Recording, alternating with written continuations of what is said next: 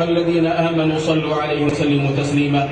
فاللهم صل وسلم وبارك على الرسول الأمين وعلى آله الطيبين الطاهرين وعلى أزواجه أمهات المؤمنين، وارض اللهم عن الخلفاء الأربعة الراشدين وعن الصحابة أجمعين والتابعين ومن تبعهم بإحسان إلى يوم الدين، وعنا معهم بعفوك وجودك وإحسانك يا أكرم الأكرمين.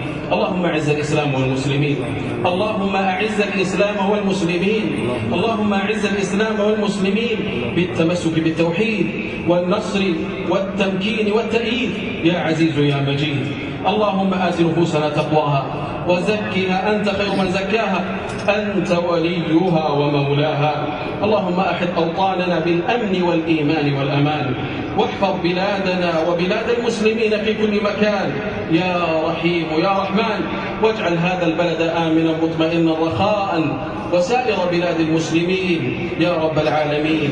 اللهم وفق ولي أمرنا خادم الحرمين الشريفين وولي عهده بتوفيقك، وأيدهم بتأييدك، ووفقهم لكل ما تحب وترضى، ووفقهم وأعوانهم لكل ما فيه صلاح للبلاد والعباد، واجزهم عنا وعن الإسلام والمسلمين خير الجزاء يا رب الأرض والسماء.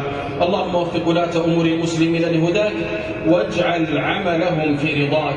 اللهم انصر جنودنا على ثغورنا، اللهم انصر جنودنا على ثغورنا، اللهم ثبت أقدامهم واجمع كلمتهم ووحد صفوفهم واشف جرحاهم وتقبل شهداءهم، واجعل النصر حليفهم يا رب العالمين.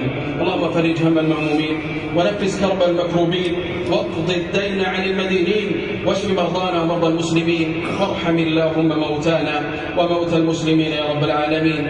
اللهم وفقنا للتوبة والإنابة، وافتح لنا أبواب القبول والإجابة، وهب لنا الحسنى وزيادة. ربنا آتنا في الدنيا حسنة وفي الآخرة حسنة وقنا عذاب النار. سبحان ربك رب العزة عما يصفون، وسلام على المرسلين، والحمد لله رب العالمين.